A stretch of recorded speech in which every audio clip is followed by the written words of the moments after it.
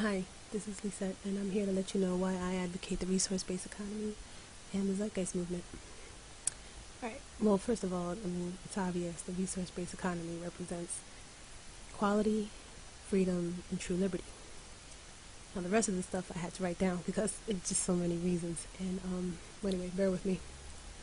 Alright, well, first of all, resource-based economy sets up a society in which the world's resources are allocated and distributed among all of its inhabitants. It also promotes resource management and ecological balance, in which the system of the earth will be able to provide again the necessities of life. In other words, we won't need to deplete the planet of its finite resources for our greedy wants. We won't need to continue the practice of deforestation because we want another fucking, mega mall to satisfy our addiction to consumption. We won't need to continue causing detrimental imbalance to this planet. Why? Because a resource-based economy, through a resource-based economy, the understanding that we must live together in harmony under one symbiotic system will be realized. So we won't need to perpetuate the behaviors that the monetary system maintains. Right? If you ask yourself, where else would you want to live? In a world, where else would you want to live but in a world where, you have a fair shot to happiness and health? A world where stress can no longer wreak havoc on your physical or mental health, a place for your head, so to speak, where you're able to appreciate life and enjoy those you love and the things that you love to do, in a world where you share in the commonality of being a creature of this planet, working together for its advancement and for the good of all.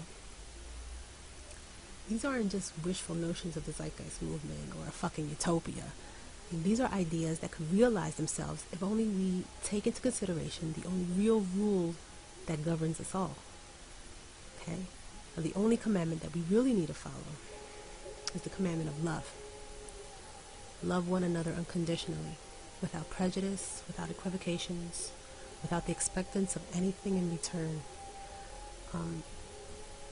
Through this unconditional compassion, we would be able to work with one another, for one another, and for our future and for the future of our children. The monetary system, in a world based on capital and money, we are subject to inconsistencies caused by the lack of opportunities, the lack of fairness, the lack of equality, because the system claims, the money system claims that it's based on freedom, but it's really only based on a freedom to buy and sell shit. And what they really don't tell you is that it's based on the ability to cheat you and exploit you, especially the weaker and the most vulnerable ones.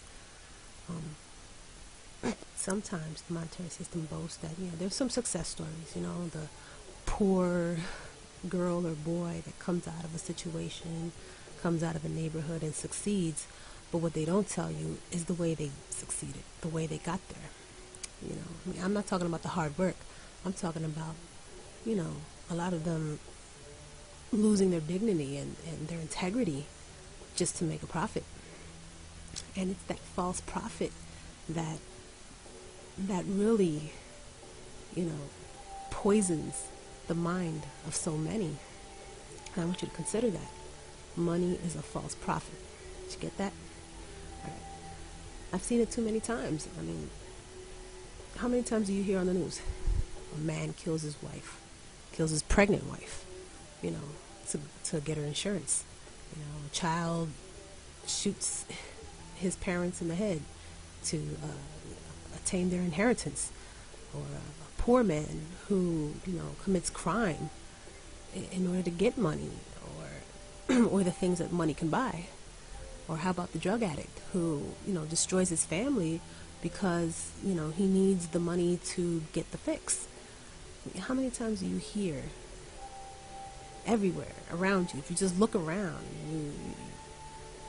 and based probably on your own experiences, the problems that money truly does cause? And when we think about that, some of us we're set up for failure in this monetary system. You know, we might have it in one moment and the next moment we don't. And sometimes that even drives people to suicide. And then you gotta ask yourself, what the fuck is wrong with us? You know?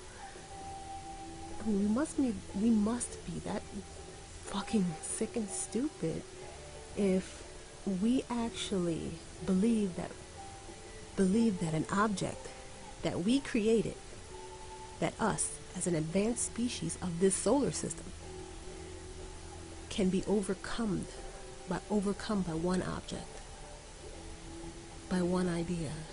Now how can that be?